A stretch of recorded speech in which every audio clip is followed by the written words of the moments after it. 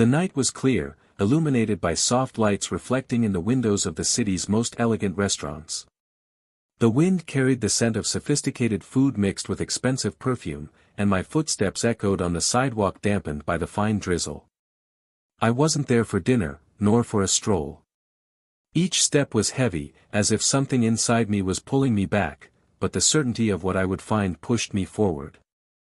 My heart already knew, but my mind still tried to deny it. That's when, through the large glass window, I saw her. Sitting at the table, smiling in a way I hadn't seen in a long time. The kind of smile that had once been mine, but now was directed at another man. Their hands touched as if sharing a forbidden secret, as if the entire world around them were just a blur. And then, without hesitation, I walked through the door. She didn't see me coming until my shadow covered the table.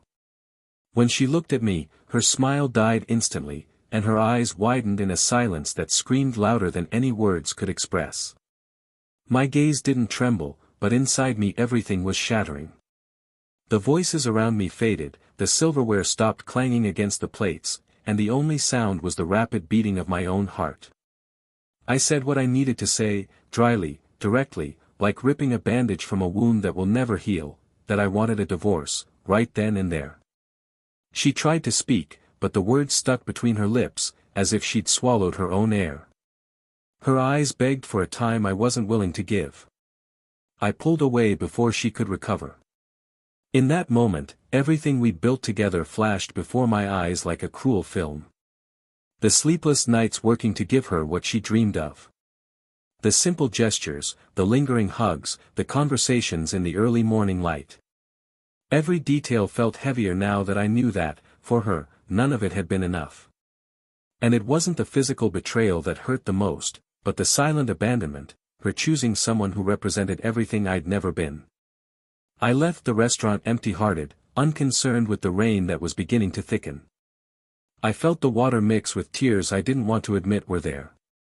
The following days were a plunge into silence. I relived that scene every morning, as if it were a punishment. I wondered when she'd started pulling away, when I'd stopped being her choice. Maybe there were signs I'd ignored. Maybe love, when it begins to die, doesn't scream, it just goes out like a candle losing its flame.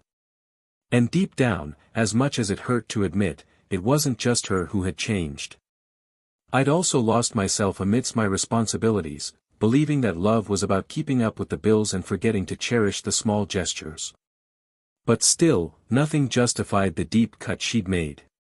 The months passed. I watched her leave, as resolute as someone who closes a door and doesn't look back.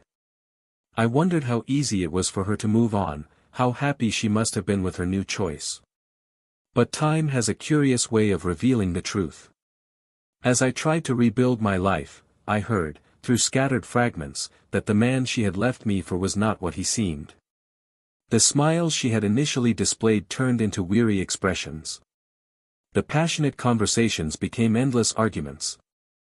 And little by little, she began to taste the bitter taste of her own decisions. He didn't value her as I once did. He treated her as disposable, and in the end, he left her exactly as he had left me, alone, in pieces. Still, I wasn't happy to see her suffer. Part of me wanted to feel vindicated by fate, but the other part, perhaps the hardest to face, remembered all the good times we'd shared, and that made it impossible to feel pleasure in her downfall. That's when our paths crossed again. She saw me before I could help it, and we stared at each other for a few seconds that felt like an eternity. Her eyes carried a weight I knew, regret. And maybe even shame. She approached, hesitant, like someone unsure whether she'll be welcomed or rejected. The conversation we had that night was filled with silences. She told me, without needing to go into too much detail, that her life hadn't followed the script she'd imagined. That the forbidden love she'd risked everything for had proved fragile, selfish, and ruthless. And that, try as she might, she couldn't forget what she'd left behind. I listened attentively to every word, but I couldn't tell if it affected me. When she finished, she stared at me, perhaps waiting for me to say there was still a chance for us. And it was at that moment that I realized something strange. I no longer felt the same pain. The love that had once made me silently beg her to stay had become a distant, almost peaceful memory. There was hurt, sure, but there was no longer room to take back what had been broken. I told her I forgave her, and I meant it. Not so she would feel better, but so I could finally move on without chains. And I did. Fate, however, likes to play with irony. Shortly thereafter, I met someone who didn't carry the shadows of the past, someone who looked at me as if I were a choice and not a convenience option. And it was alongside this new story that I realized, with piercing clarity, that certain losses are, in fact, liberations in disguise. But the curious thing is that, even after everything, there's still one last conversation that never happened between us. A conversation that could change everything, or maybe just put a definitive end to what we once believed to be love. And that conversation is closer than I imagined. Welcome to the channel. Here, we never condone any kind of betrayal, our stories are entirely fictional and carry a single message, to show how betrayal can destroy lives, hearts, and futures. Brace yourself, because what you're about to hear is intense, profound, and will stir every emotion in you. Take a deep breath, the shocking story is about to begin. His name was Daniel, and hers was Laura. Two common names, but together they carried a story that seemed, at first glance, written to last a lifetime. They met almost casually, at a cafe where they were both attending different meetings, but a scheduling conflict meant they shared the same table. Daniel, always polite and observant, offered a discreet smile and light conversation, while Laura, accustomed to protecting herself from the advances she received, found in this man a way of speaking that was not invasive, but engaging. What began as a casual encounter became the beginning of a sequence of days that seemed to have been stitched together by fate itself.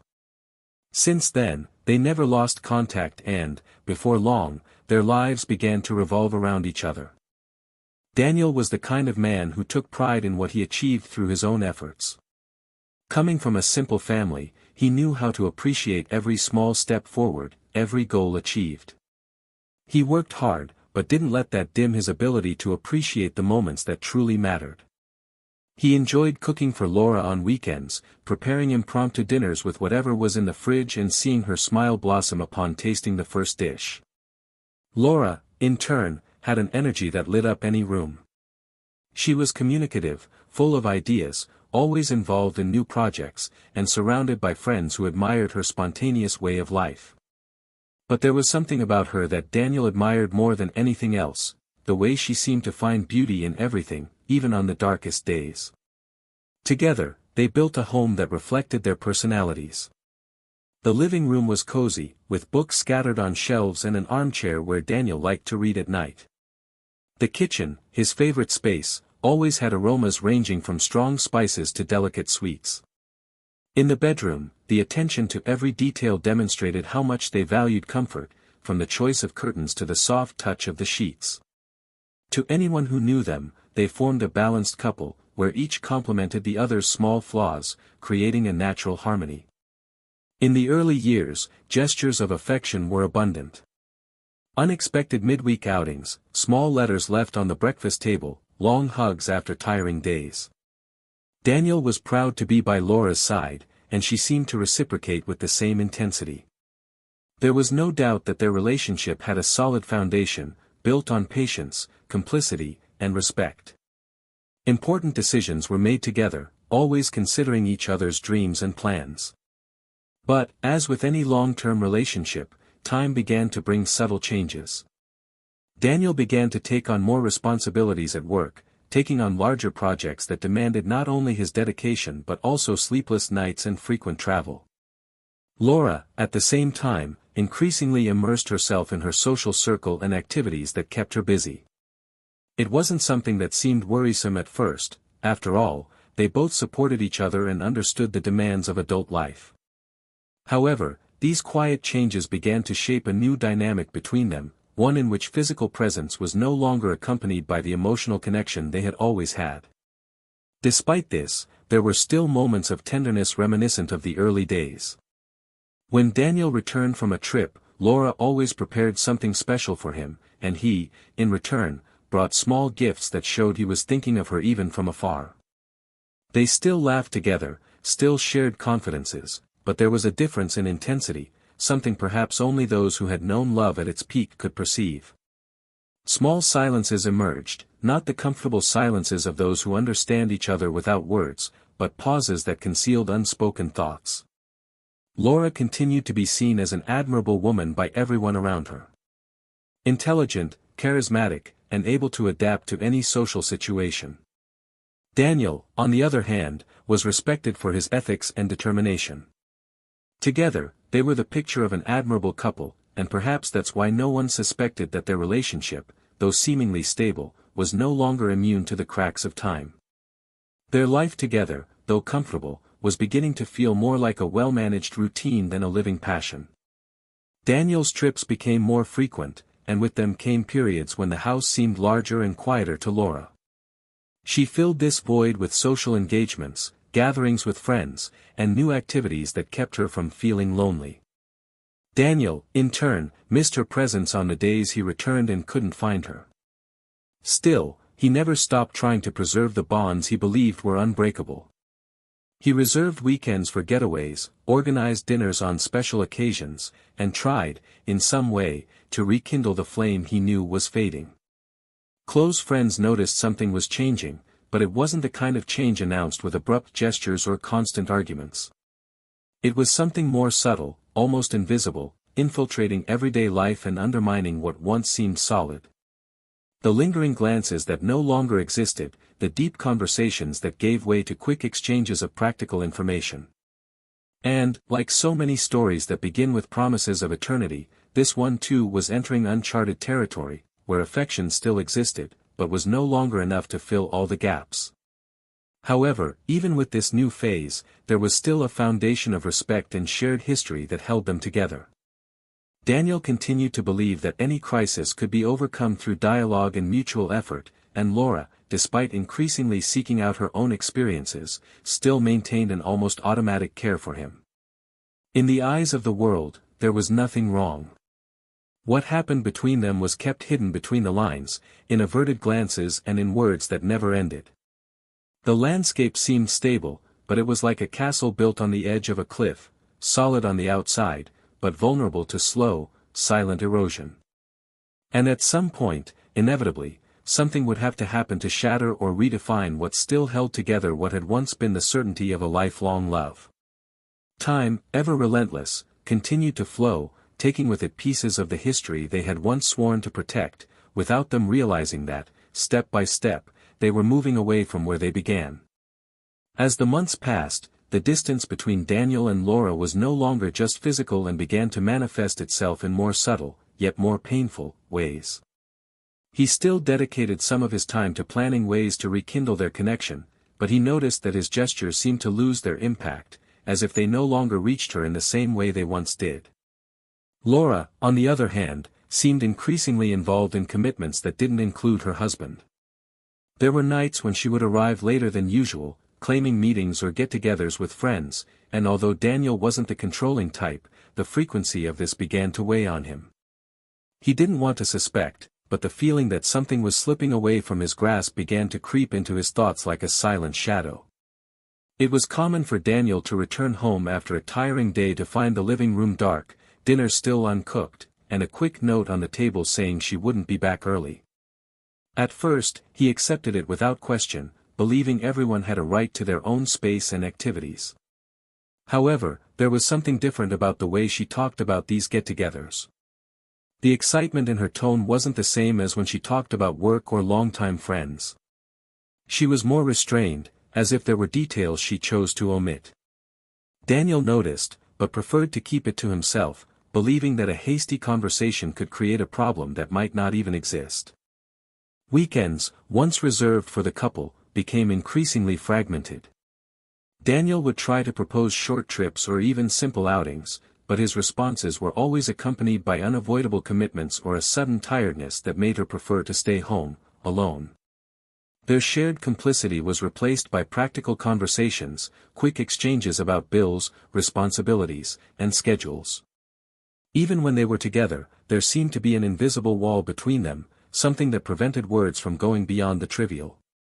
One night, returning early from a work trip, Daniel decided to surprise her. He bought flowers on the way, imagining the smile she would give him upon arriving unannounced. But when he entered, the house was empty.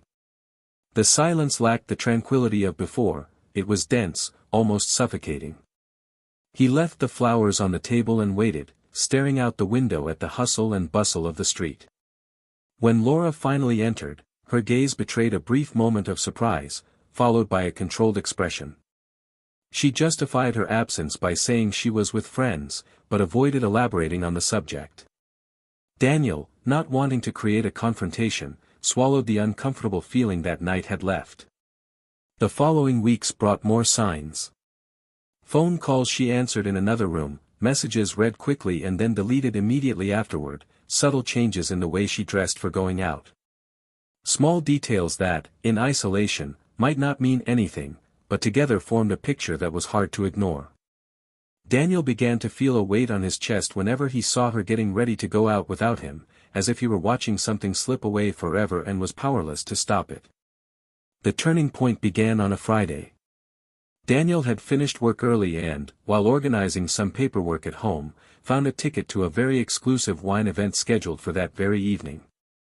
There was nothing unusual about Laura attending such events, but the ticket was for 2 people. He didn't remember being invited or her mentioning anything about it. This sparked an unease he couldn't ignore. He pocketed the ticket and, hours later, decided to go. The ambience was elegant, with low lights and soft music filling the air. He walked slowly through the room, scanning the tables occupied by couples and small groups. Until, in the background, he spotted a familiar silhouette. Laura was sitting across from a man Daniel had never seen before. There was something different about her now, it wasn't just the dress she rarely wore, but the way her eyes sparkled and her body leaned forward slightly, hanging on his every word. For a few moments, Daniel stood still, as if trying to convince himself he was mistaken. But then he saw their hands touch, not by chance, but as a natural, intimate, repeated gesture. It was a touch he knew well, for it had once been his. The ground seemed to give way beneath his feet. The pain came not in screams, but in a silent wave that invaded every part of his body. He didn't immediately advance to the table. He watched for what seemed like endless seconds, feeling the crushing weight of reality settle in. Her every smile, every exchange of glances, every tilt of her face was a cruel reminder that something precious had been taken from him without warning. Finally, he summoned the strength to walk over. As he approached, Laura looked up and froze. The man beside her also flinched, instantly realizing who stood before him. Daniel didn't need to raise his voice. He simply said what he needed to, directly, sensing that any further words would be a waste. The silence that followed was absolute. Laura tried to say something, but her mouth seemed incapable of forming sentences. Daniel didn't wait. He turned and left, leaving behind the muffled sound of conversations resuming in the background. Outside, the cold night air bit his face, but not enough to dispel the suffocating heat in his chest. He didn't know exactly what would come next, but he was certain that this night would mark a point of no return. And, even without imagining it, there was something much bigger about to be revealed, something that would change not only the way he saw Laura, but the entire meaning of their experience thus far. Their reunion happened weeks after that night that changed everything. Daniel didn't reach out to Laura, didn't send messages, didn't seek answers. His silence wasn't just an absence of words, it was an insurmountable barrier built to protect what remained of his peace. However, one gray afternoon, as he was leaving a cafe where he was finishing some work, he saw her standing on the sidewalk, looking at him as if trying to find the courage to approach. There was no escape. She took a few hesitant steps, stopping a few meters away, and the first thing out of her mouth was a request to talk. Daniel, without changing his tone, replied that he didn't have much to say, but that if they wanted to end things for good, they could do so right then and there. They sat on a bench in the nearest park. The cold wind rustled the fallen leaves on the ground, and the silence between them seemed heavier than the air around them. Laura, her voice trembling, began by saying she didn't want to justify anything, but she needed to explain. Daniel crossed his arms and kept his gaze fixed on her, in no rush to interrupt. She explained, with long pauses and deep breaths, that after that night, the man she was with suddenly pulled away. There were no dramatic arguments, just a cruel and swift distancing. Soon, she discovered he was involved with another woman, someone younger, someone who seemed to fill a momentary need that Laura no longer met. Daniel listened without showing satisfaction or compassion. But then came the part that would change everything. Laura said that, in the days following that discovery, she realized something that made her painfully realize what she had lost. She was at a restaurant, trying to distract herself with a friend, when she saw Daniel enter with someone. It wasn't just the presence of another person beside him that impacted her, but the way he looked at her. It was the same look he'd had when they first met, a look filled with genuine interest, care, and admiration. Their conversation flowed naturally, their laughter was light, and Laura realized that, despite everything that had happened, he had found a way to move on. Daniel, until that moment, hadn't told anyone about it. He met this new person by chance, without seeking it, and was surprised by the feeling of being seen and heard in a way he hadn't in a long time. It wasn't about replacing someone, but about realizing there was still room to rebuild his life without carrying the weight of the past. Laura took a deep breath and confessed that, in that moment when she saw him smile at another woman, she knew that nothing she could say or do could bring him back to the way he was before. The conversation deepened. She admitted she'd indulged in a fantasy, believing she was searching for something she lacked, but in the process, she'd destroyed the most solid foundation she'd ever had. She said she'd spent nights remembering details she'd once taken for granted, the coffee he'd made her every morning, the way he'd adjust the blanket over her when she'd fallen asleep on the couch, the silent care she'd only realized after she'd lost him. Tears began to flow as she said she'd never thought she'd need to beg for his forgiveness, but that now she wanted nothing more. Daniel remained silent for a few moments, each word weighing heavily on him. There was no longer the anger that there had been before, but there was also no room for new beginnings. He said, in a firm voice, that he forgave her. That he would not harbor hatred, that he wished her peace, but that what had existed between them no longer existed as it once had. He explained that forgiveness was not the same as getting back together, and that, while he still respected everything they had experienced, he could not ignore that the bond of trust had been broken forever. Laura closed her eyes for a moment, trying to hold back her tears. She said she understood, but hearing those words was like feeling the last thread connecting her to him snap. She tried to touch his hand, but Daniel gently pulled back, not hostilely, but as if setting a limit that could no longer be crossed. The silence that followed was filled with bitter acceptance. Before standing, he added something that stuck with her.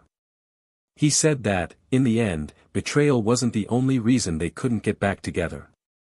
It was the way she chose someone who had no intention of staying, exchanging a built-up history for something that lasted only as long as it was new. Laura, lacking the strength to respond, simply nodded. She knew any argument would ring hollow in the face of that clarity. As they walked away in opposite directions, Daniel felt a mixture of relief and sadness. I had ended a cycle without yelling, without arguing, only with the certainty that I was no longer a prisoner of a pain that had once seemed endless.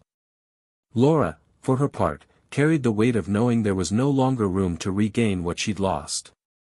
And, deep down, perhaps this was the cruelest part, realizing that his forgiveness didn't mean a second chance, but rather the final chapter of a story she herself had decided to close long before she was ready to deal with the consequences. Daniel left the park and continued walking aimlessly, letting the cold bite into his face and help him organize his still swirling thoughts. The encounter with Laura had closed a chapter, but it had also left doors ajar to memories he didn't want to revisit. As he walked, he realized that, for the first time in a long time, he no longer felt the need to go back in time to seek answers. What he needed to know had already been said, and what wasn't said no longer mattered. He walked through the streets illuminated by the first light of night, passing storefronts and overhearing fragments of conversations that had nothing to do with his life, but which, somehow, helped him remember that the world kept turning, even when its very axis had been shaken. In the days that followed, work became an even more solid refuge. Meetings, deadlines, and daily decisions were a way to keep my mind occupied and my thoughts aligned with the present. Even so, there were moments when memories surfaced without asking permission, like when I passed a restaurant I used to frequent with Laura or when someone's perfume in the elevator brought back images of nights shared. But these memories no longer held the same suffocating weight, they were just memories, without the power to hold you down. The new relationship that had begun to blossom before his reunion with Laura also gained ground. Clara, the woman he met almost accidentally, had a different way of approaching him. She didn't pressure, didn't demand, didn't seek answers to questions he wasn't yet ready to answer. She was simply there, present, offering conversations that flowed naturally and with a lightness he hadn't remembered feeling in a long time. On a sunny Saturday, Clara invited him to a cultural event downtown. He accepted, and that day he realized how it was possible to feel part of something new without carrying the constant weight of comparisons. Meanwhile, Laura was trying to regain control of her life. The days seemed longer since their conversation in the park, and the routine, which had once felt like freedom, now felt like an empty space difficult to fill. Friends who had previously been a constant presence began to drift away, either because they didn't know how to deal with what had happened or because they realized there wasn't much they could contribute to a situation that seemed to be spinning in circles. She began to occupy herself with courses, short solo trips, and family reunions, but Daniel's absence was a fixed point in everything she did. A month later, the two met again by chance. It was in a supermarket, in the wine aisle, ironically, the same kind of place that had been the date of the revelation. Daniel was choosing a bottle when he noticed her approaching. Laura hesitated before speaking, but eventually asked how he was. He responded cordially, without being cold, but also without opening himself to further conversation. She commented on how life was different and, on a whim, asked about Clara. Daniel didn't elaborate, simply saying he was meeting someone. The brief smile that accompanied this statement was enough for Laura to realize he was sincere, and that this new presence in his life was real and meaningful. The days that followed that encounter were different for Laura. She began to understand, definitively, that there was no longer room for waiting for a return. With each memory, each time she thought about what could have been, she felt the only way out was to accept and move on. However, acceptance didn't come easily. At night, the silence in the house seemed more intense, and the walls seemed to reflect echoes of past conversations. In contrast, Daniel was experiencing a moment of internal transition. Although he was allowing himself to get to know Clara, he didn't feel the need to rush anything. They hung out, laughed, and shared experiences, but there was a silent respect for the time it took for it to become something solid. Clara didn't ask about Laura, didn't delve into his past, she simply focused on what they were building in the present. This care led Daniel to begin to see her not just as a companion, but as a real possibility for the future. One night, during a simple dinner at her house, Clara mentioned, unassumingly, how admirable she found the way he seemed to handle change. Daniel smiled slightly, without going into details, but deep down he knew this apparent tranquility stemmed from a painful and slow process, requiring courage to let go of what could not be recovered. He looked at her, poured more wine, and realized that, for the first time, he felt ready to look forward without fear of looking back. Meanwhile, Laura, in a gesture that required all her remaining courage, wrote a letter to Daniel. It wasn't a request for him back, nor an attempt to reopen conversations. It was simply a thank you, albeit a painful one, for all the years they'd been happy and for his ability to forgive her, even when she didn't deserve it. She left the letter at the entrance of his building, without waiting for a reply. Daniel found it when he got home, read it in silence, and, when finished, tucked it inside a book on the shelf. He didn't reply, but he knew that gesture was the definitive closure of everything. Life went on. Time, which previously seemed to drag on, began to take on a more balanced rhythm for both of them. Daniel and Clara continued to grow closer, discovering new affinities, while Laura began to forge new paths for herself, albeit with scars that would never completely disappear. What remained between them was a silent respect and the certainty that, despite the end, there was a time when they truly loved each other. Fate, however, still had one last meeting in store. Unplanned, unexpected, just another of those coincidences that test whether what has been resolved internally can withstand direct contact. And that moment, when it arrived, would definitively reveal how far each had come. The last unexpected encounter happened on a Sunday morning. Daniel had decided to walk to the market to buy fresh fruit and enjoy the mild weather. As he crossed the main street, amid the flower stalls and the sound of lively conversation, he spotted Laura, alone, holding a basket with some groceries. She seemed distracted, fiddling with her cell phone, until she looked up and their eyes met. There was no surprise, none of the tense hesitation that had marked their previous encounters. It was as if they both silently acknowledged that there was no longer room for discussion or explanations. Still, she approached slowly, almost as if respecting a sacred space. They exchanged simple greetings, but the conversation inevitably grew. Laura talked about work, about recent changes, and Daniel spoke a little about the new projects he was working on.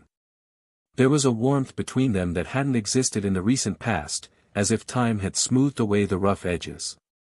At one point, she paused, took a deep breath, and asked if he was happy. Daniel didn't answer immediately. He looked around, observed the movement of people, and then said yes, but that the happiness he felt was different from what he'd imagined years ago. It wasn't intense and uncontrollable, but calm and consistent. Laura nodded, and a melancholy smile crossed her face, revealing that she understood exactly what he meant. They walked together for a few meters, chatting about trivial things, until she touched his arm and asked them to stop. She said there was something she needed to share, not to change anything, but because she thought he deserved to know. She explained that, in the months after their separation, she had the chance to reconnect with the man she had cheated on, but she refused. Not because there wasn't an opportunity, but because she finally realized she didn't want to repeat the same mistake. She admitted that the loneliness she felt wasn't for the lover she had lost, but for the husband she had driven away. Daniel listened attentively, and although he felt no desire to get back together, he recognized the importance of that moment for her. It was as if she was restoring a shred of dignity to herself, accepting her choices in a mature way. As they spoke, a dilemma silently formed in Daniel's mind. Forgiving someone had been a difficult decision, but remaining present in some way, even if only as a friend, was another matter. He knew that maintaining contact could blur the boundaries he'd established to move forward, but he also knew that severing all ties would close the door on a kind of coexistence that, despite everything, could be healthy. Clara, on the other hand, was someone with whom he was building something meaningful, and he needed to consider how she would feel knowing he was still talking to Laura. When they reached the end of the street, they decided to say goodbye right there. Laura thanked her for the time they'd spent talking and for her patience in listening. Daniel, in a few words, said he hoped she found peace in her own decisions and that life had good paths to offer. They didn't exchange hugs, just a final look that carried the weight of everything that couldn't be said. In the days that followed, that conversation recurred to Daniel more often than he cared to admit. There was no resentment, but there was a certain discomfort in thinking that part of his story was still open, like a book that ends with blank pages. One silent night, as Clara slept beside him, he wondered if he was being fair to himself by keeping any memories alive. The point wasn't about returning to the past, but about learning to deal with it without allowing it to overshadow the present. Clara, perceptive as she was, noticed something was occupying his thoughts. Over breakfast, she mentioned that she felt he was becoming distant at times. Daniel debated whether to tell her about the encounter and decided to be honest. He explained that he had seen Laura, that they had talked, and that it had sparked reflections on how to move forward fully. Clara listened without interrupting, and in the end simply said that she trusted him but hoped that trust would be reciprocated with clarity and respect. The calm way she handled the matter made Daniel realize that she absolutely did not want to jeopardize what they were building. Laura, for her part, began to reorganize her life more consciously. She began investing time in activities that truly brought her satisfaction, not just filled the void. She enrolled in photography classes, traveled to places she'd always wanted to see, and reconnected with family relationships she'd neglected. But despite all these changes, there were times when the past loomed like a silent shadow. She knew she couldn't erase what she'd done, and that the image of Daniel moving on with someone else would forever be a bittersweet memory. The approaching end of the year brought a period of evaluation for both of them. Daniel reflected on how he had changed, not only in his relationships, but also in his understanding of love. With Clara, he realized he didn't need to live in constant intensity to feel security and affection. Laura, looking back, recognized that some of her choices were motivated by an illusory search, and that the consequence was losing something she would never find in the same way. The moral dilemma for Daniel remained: maintain occasional contact with Laura, offering a distant friendship, or definitively end any ties, ensuring that the past no longer had room to influence the present. It was a decision he knew he couldn't postpone for long, and one that would require more than mere rationality. It was a choice that tested his very definition of loyalty, not only to Clara, but to himself. This question, which seemed small to any outside observer, grew silently within him. After all, it wasn't just about moving on, but about doing so in a way that left no room for future regrets. And, with the new year approaching, Daniel knew he would need to make a decision that would define, once and for all, how his story with Laura would be remembered and where, within himself, it would be stored. The days leading up to Christmas brought the city awash in lights and decorated shop windows, but for Daniel, the festive atmosphere held a different weight. Clara had invited him to spend the holidays with her family in another city, and he accepted, feeling that this step represented more than just a trip. It was the first time since their separation that he had so clearly placed himself in another person's life. The departure was scheduled for the morning of the 23rd, but the night before, an unforeseen event changed the course of events. As he walked home after a last-minute meeting, he spotted Laura sitting alone on a bench near the entrance of an old building. Her face was partially hidden by a scarf, but her vacant gaze betrayed a heaviness he recognized from afar. The hesitation was brief. He approached and asked if everything was okay. She looked up and tried to smile, but the gesture didn't hold. She said she'd gone out to meet friends but had given up on the way. Daniel suggested she go home, but she asked for a few minutes, claiming she didn't want to go back yet.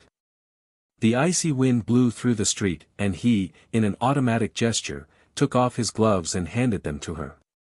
Laura accepted without argument, and they remained silent for a few moments, observing the almost non-existent movement at that hour. It was Laura who broke the silence, asking if he had yet found in Clara what was missing in their relationship. Daniel, taken aback, took a while to answer. He said Clara wasn't a replacement, but someone with whom he was building something new, based on who he had become, not what he once was. Laura looked down, clutching her gloves as if squeezing them could ease the tension she felt. Then she confessed that the greatest burden she carried wasn't losing her marriage, but losing the chance to show she could be different. She said she knew she didn't deserve such an opportunity, but that, seeing him find happiness with someone else, she realized the love he offered her was far greater than she could ever appreciate. Daniel listened without interrupting. Her tone wasn't dramatic, but it carried an honesty he couldn't remember hearing before. He replied that he believed in people's ability to change, but that some changes happened too late to save what was already broken. He also said he hoped she wouldn't spend the rest of her life looking back, as that would prevent her from building something real. Laura bit her lower lip, and with her voice almost fading in the cold air, asked if he still thought about her when he was alone.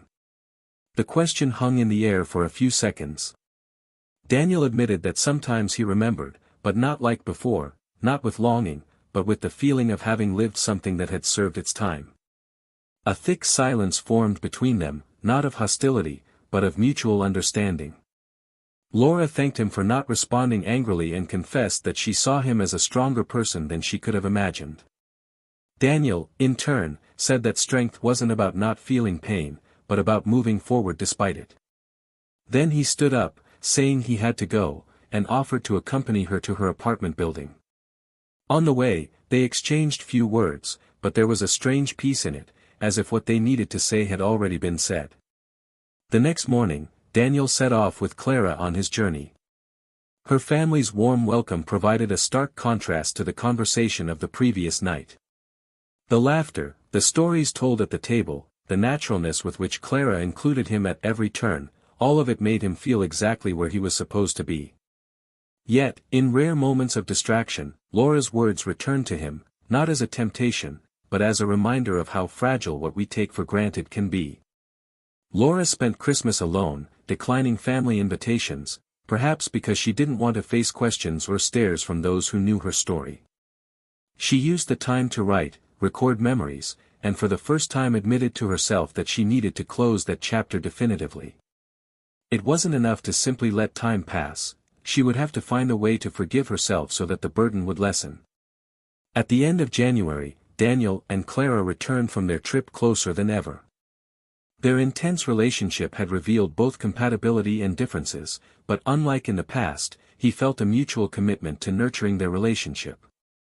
One night, as they walked through a park lit only by moonlight, Clara commented that she perceived a rare serenity in him, as if he were finally at peace with the choices he had made.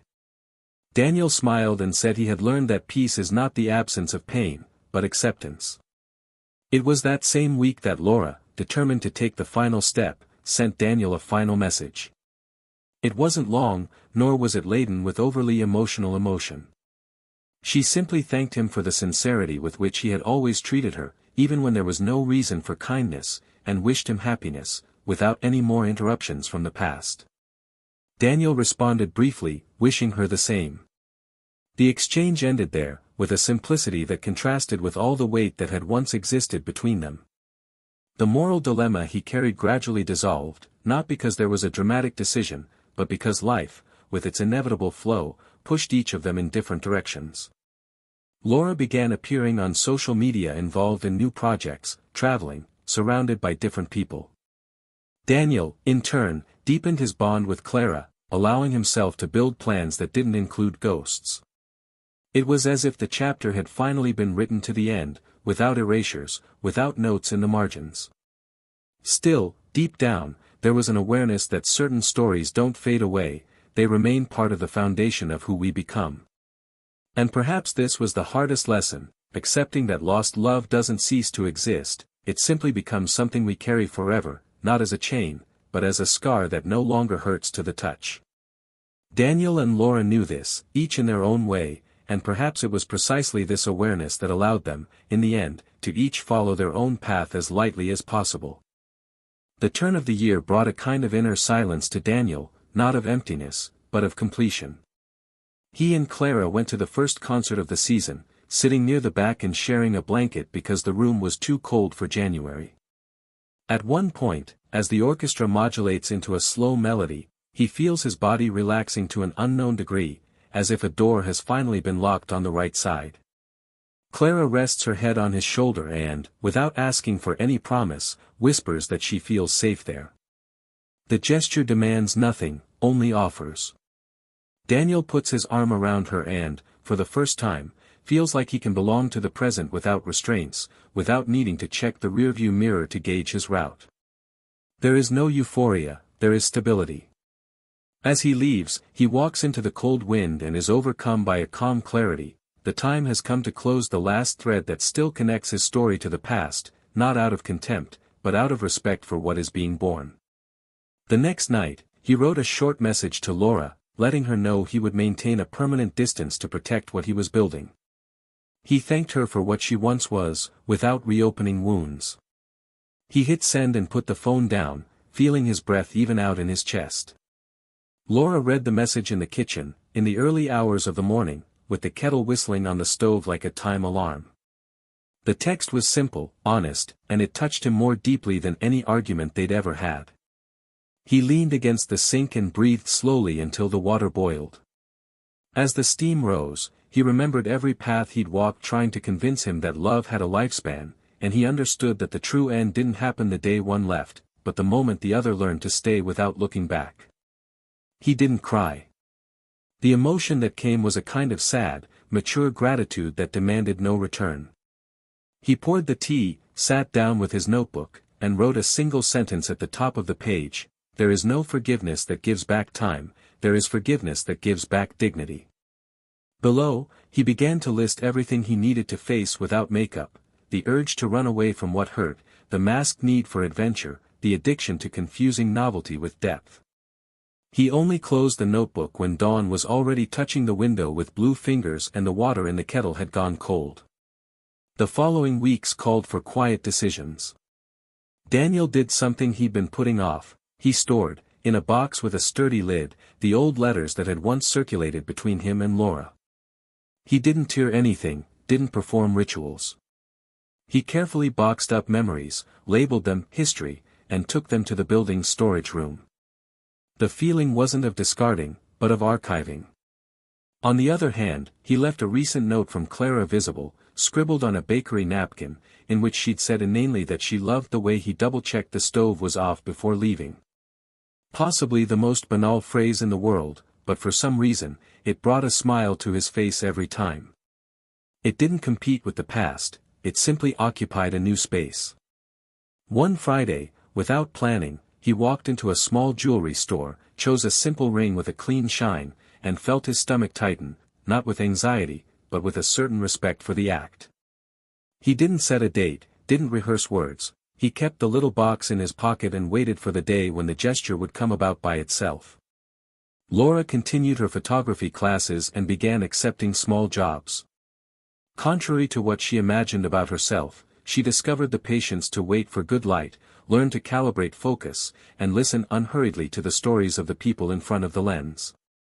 She felt useful capturing beginnings, birthdays, baptisms, and the contrast between the laughter she captured and her own biography no longer stung as before. It had become a memory that taught her not to cross boundaries. One late afternoon, she received an email from a woman named Clara, who spoke enthusiastically about a dinner with friends, a celebration of gratitude and affection, nothing pompous, simply looking for someone discreet to photograph genuine moments. Laura responded with a quote, suggested times, and arranged details. There were no last names, only trust. When she arrived at the chosen restaurant, she adjusted the camera, tested the light, and positioned herself near the piano. It was only when the group entered, laughing and hugging, that the blood drained from her face. Clara, in an ivory dress, was accompanied by a man Laura had known all her life. The unpredictability of fate didn't come with trumpets, but with white napkins and half-filled water glasses. Daniel saw her seconds later, his gaze fixed as if recognizing, accepting, and choosing. There was no theatrical awkwardness. He nodded slightly, a mature greeting. Clara, who had no idea who she was, smiled at the photographer with frank sweetness and thanked her for arriving before her friends. She wanted some photos of the setting, loved those old wood textures and low lighting.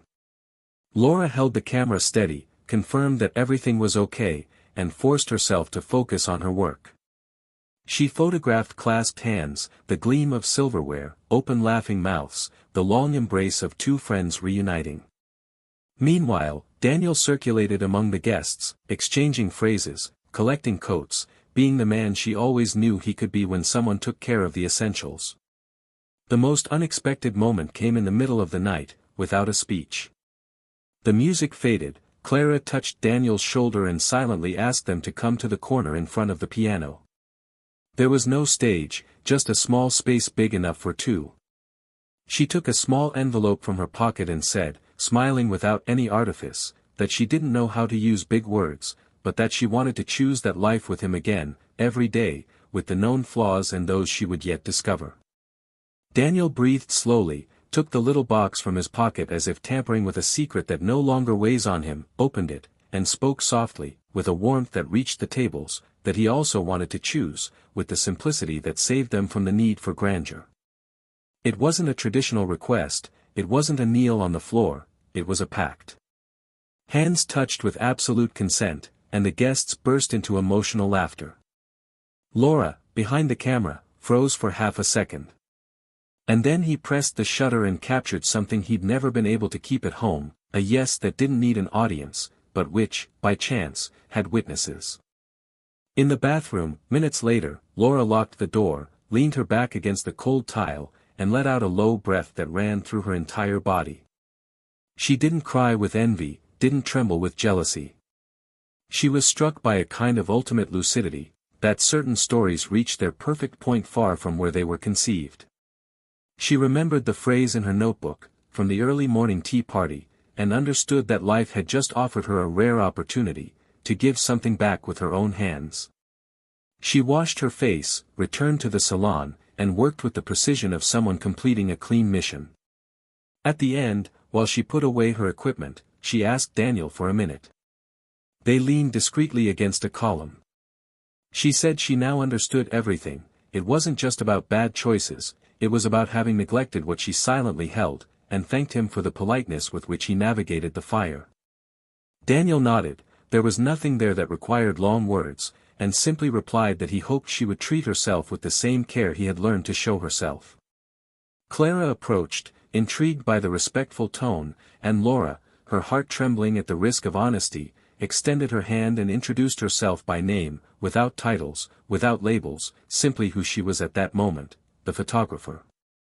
Clara smiled and hugged Laura with the naturalness of someone welcoming someone, unaware that she is closing an old circle.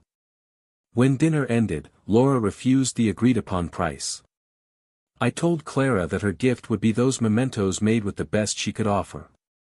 Clara insisted, finding it strange, but Laura stood by her decision and explained, in a whisper, that sometimes the most dignified way to move on is to return to the world what was once carelessly taken.